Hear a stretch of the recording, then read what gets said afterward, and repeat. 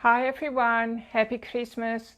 It's Grada Robertson here with You Are the Miracle FM, and in the next 20 minutes I would like to help you give you some tools to feel more peace on the inside of yourself. Christmas is a wonderful time for us to focus on peace, or what's the word, unshakable peace. That's really what I like to think about. That's really the Christmas message. And this Christmas I've been especially fortunate because I've been reading Sarah Ann's book. Sarah Ann is one of our wonderful practitioners who has been working at our facilities for 10 years already. She's an amazing healer, practitioner, a teacher, somebody who walks the talk. And just before Christmas she published this amazing book. It's called The 7 Angels of Peace. And it really fitted in with my topic for tonight, because I've been thinking about how our thoughts affect our peacefulness. And some of our thoughts are actually not very peaceful at all. In fact, most of our thoughts are probably not peaceful. And then it's difficult to find happiness and harmony in our relationships and in ourselves. And this is something, by the way, that we can change, because I like to think of all of us as a conditioned instrument. So we're an instrument really for divine energy. We're all born as an instrument of light, all human beings. Like, there's no such thing that a human being is born bad or lost and needs saving. We're all born as a radiant beings of light. And when you look at a baby actually still remembers. A newborn baby knows that. And a newborn baby, and up probably for another couple of years, responds to the light. So a baby will always respond. It will be drawn to the sun or to a lamp, and it will be drawn to its mom's voice, and it will focus on that. So it will turn its head to say, if it's dark and you turn the light on, it will turn its little head to see where that light is coming from, and that's what it focuses on. So we have this innate, it's our true nature literally, to focus on what is light filled and what fills us with light, in other words, and to not focus on darkness. And of course this changes when we go to school, and then with peer pressure and by watching the media and what other people believe, and before long, before we 10, that's already completely changed. And now we tend to focus more on things that worry us. We focus on danger, we focus on things we're not allowed, things that drain our energy. And we tend to think 60,000 thoughts per day, and most of those thoughts are actually, we're not even conscious of them. So we literally can't change them, because we don't know what we're thinking. It's just humming along in the background, following the path of least resistance in our nervous system.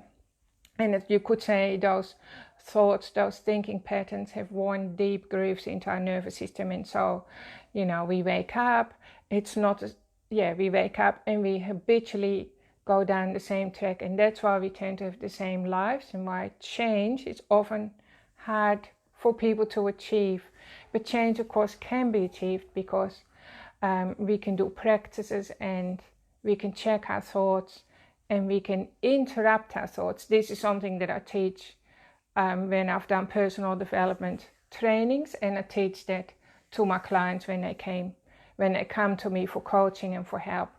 Because if you want more peace in your life, and you want love, you want true love, you want prosperity, and you want good health, it really starts and finishes with your thoughts to a large degree.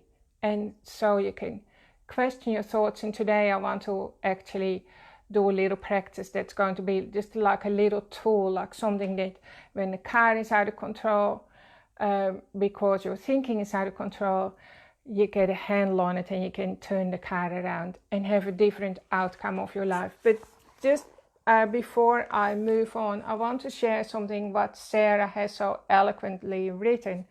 And I'm sure you can buy this book on Amazon, and you will be able to buy it from the Purple House as well. It's $17.95. I actually bought one for all my children. And just reading Sarah's book makes you feel more at peace. So here she says, each one of our thoughts creates an energy. And even if a thought is not spoken as words, there is still a huge energy behind it. Just because we don't feel the storm created by negative thoughts or a fragrant breeze created by positive thought, it does not mean that it's not happening. Our silent thoughts are heard loudly and clearly in the invisible realm of the angels. And okay, so just above that, she says, when we think a thought, it flies free on the wind, moving quickly around the planet. Negative thoughts are deafening energetically and can reap huge destruction. They can create gentle breezes, strong winds, and even damaging storms. We think that because our thoughts are contained within our mind, no one can hear them, and so on. And it explains it well in other chapters as well. And when you read the book, you immediately feel more at peace. And the best thing is you remember again that you are a light-filled being, that you came here on this planet with a purpose, and that you all have your own angels that help you, guide you through life, and to help you find your purpose and step into it. So I want to go back to the topic of our thinking though, because I noticed, for instance, that Queensland had some rain on Christmas Day. I think some parts even had 50 mil or something, which is pretty amazing and the most beautiful Christmas present, which caused me to think that around Christmas time, people are in a state of happy expectation. We're expecting gifts, and it's just it's a break from our routine and a break from our habitual thinking. And perhaps that gave Mother Nature a chance to literally cause a change in the weather pattern and to bring some rain to the land. And I would actually, I personally believe that this is true, but it doesn't matter whether you believe it or not. It's just nice to remember that our thoughts have an impact. They have an impact in our life, and they also have a deep, deep impact collectively. So collectively, every day we get bombarded by pictures of the fires, and the dryness and the destruction, and so on. And of course, before we know it, images have flashed through our mind, and we have emotions, and now that whole energetic pattern of destruction is just building up the collective fear and the collective pessimism, that you feel the collective helplessness and powerlessness, like there's nothing we can do. Well, there's actually nothing we can do. I can't do anything about the bushfires, but I can actually do something that's really powerful, and I can visualize beautiful rain falling down, like nice soft showers, not torrential rainstorms, just beautiful soft showers. And I can visualize a green jungle, I can visualize waterfalls. And just every time I think of bushfires and dryness and destruction, I let it go, because literally there's nothing I can do about it.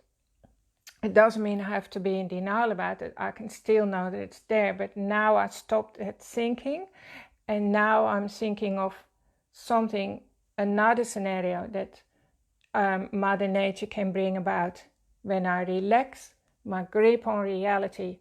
So we believe our reality is exactly how it's presented to us.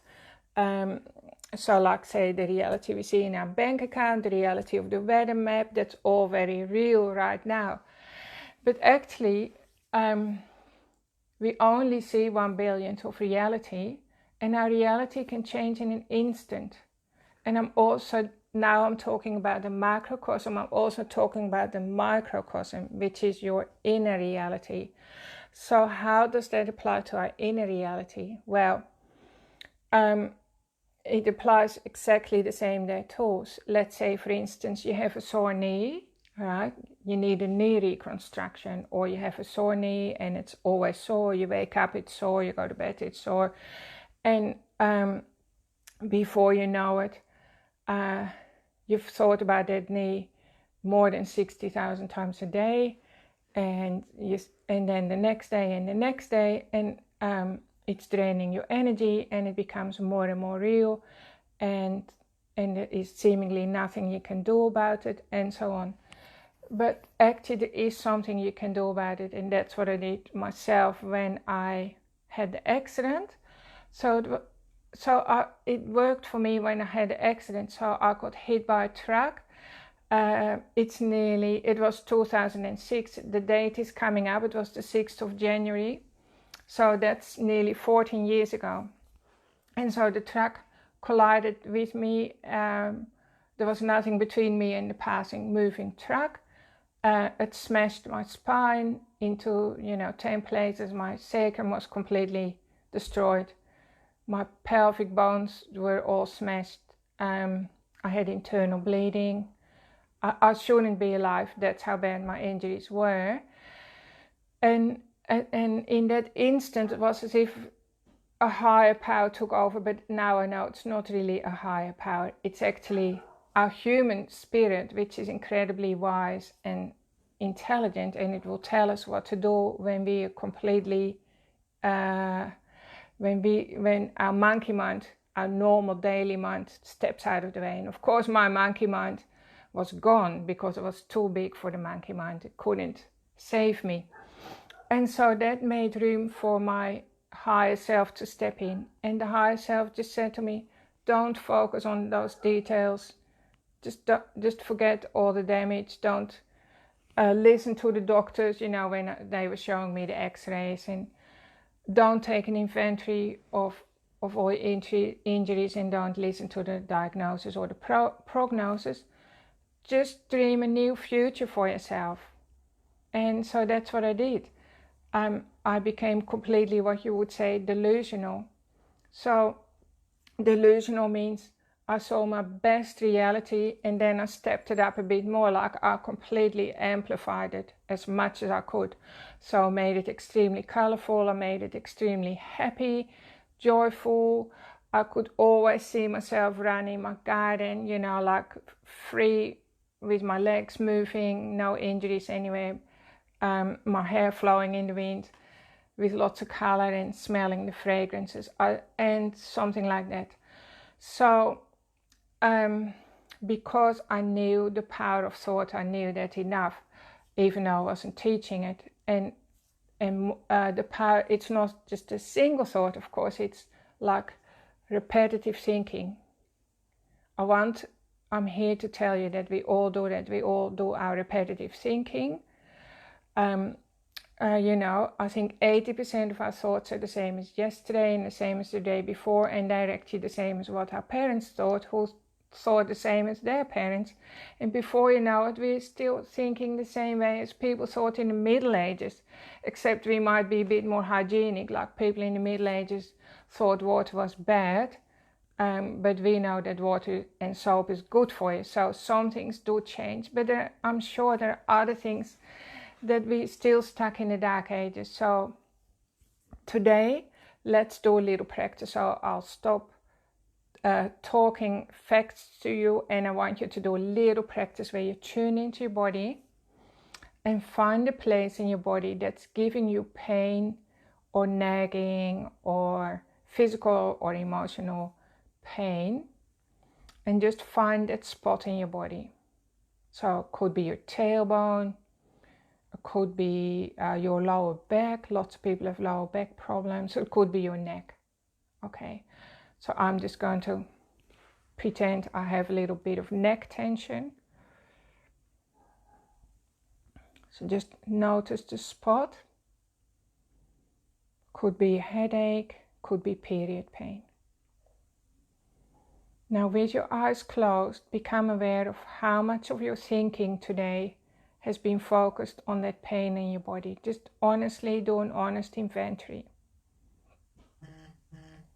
And just make a mental note of it. Did you get reminded of your pain like every 5 minutes, every hour, every 5 seconds, or only twice a day, or never? So just make a mental note of that now. And now we're going to see if you can change it very quickly. So let's say I have neck tension. I don't really, but I'm just doing that to give you an example. So imagine I have neck tension. Now I'm going to take my attention a long way away from my neck. Maybe I'm just going to focus on my big toe. So I'm going to find a different spot in my body that's free from pain, that's a long way away from that area where you feel tension. And now I'm going to focus on my big toe for however long I want to, but for the sake of tonight, I'll just do it for 1 minute. And I'm going to invite you to find your own spot in your body that feels free of pain and tension. It feels healthy, strong, you're happy that it's there, and you feel appreciation for it. Just think how amazing that part of your body is, the opposite part. Okay, just tune into that. Think some thoughts of appreciation and gratefulness. How has it served you today? How well has it served you? There haven't been any complaints and it just kept working. Now, I'm going to invite you to do this for longer than 1 minute, but for the sake of, because this is a video and I don't want you to talk about myself for the rest of the night, I'm going to challenge you even to do that. So find the pain in your body, then make a mental note of how many times you've thought of it today, and then you know to a degree that it's drained your energy and shut down your potential. And so I'm going to find you to lead your thoughts, use your thinking mind to go to a different part of your body that's free from pain and that served you well all day and every day of your life for all those years already, and start feeling thoughts of gratefulness and just start resting your loving awareness on it. And imagine how light-filled it is, okay? And feel a sense of spaciousness and a sense of opening up in your body. And so I'm going to tell you that it's actually incredibly difficult to hold your attention for even longer than 1 minute on one of those areas that's beautiful, that I could say there's got nothing wrong with it, which is still putting it in a negative way. That's worked well for you, that's always worked well, that's never given you any problems, and it's still going to be there tomorrow, and so on. So it's actually incredibly hard and tricky to hold your attention on that opposite spot, but I'm going to invite you to do it anyway. And then you're going to become aware of a tension in your body, because your monkey mind, your habitual mind, wants to be pulled back to that old neck tension, right? That's probably been with you for 30 odd years or something, or period pain. And it doesn't want to go to the good part, because that's how we've been conditioned to think. So just exercise that, and you feel the tension rise, and then you go, oh yeah, back to that good point, that beautiful point in my body, and focus on that. And you feel that sometimes you get back to the pain, you feel the tension. It's all about your ability to stretch your nervous system to make it open up. Opening up is healing your life. Closing down is dying. Opening up is becoming more alive. It's as simple as that. That's the simplest way to put it. And all these videos that I do every Thursday night are about you being able to open up, and I just use different techniques and exercises that seem simple to do, but they are so simple to do that they're actually too simple to not do it. And yet if you were to do them every day, your whole life will change. Because what will happen is you'll open up, you start to recognize what's happening in your body, then you can stop it. So you won't be like your parents or your grandparents, and you become a warrior of the mind. You become a peace warrior, if there's such a thing.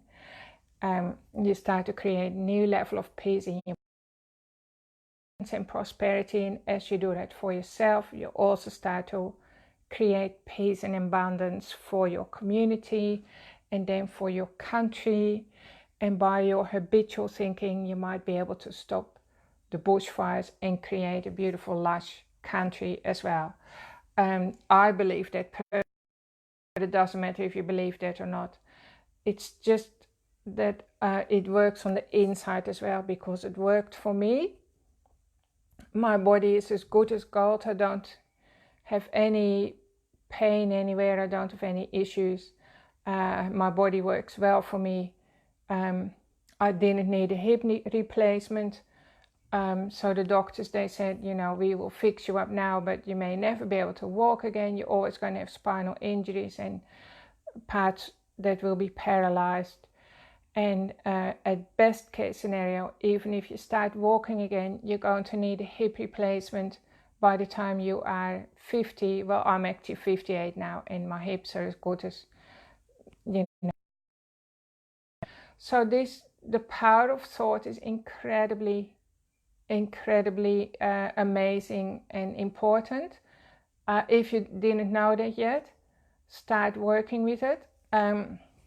And just exchange your depressing thoughts or unpeaceful thoughts or disempowering thoughts to a different thought, like a completely happy, delusional one.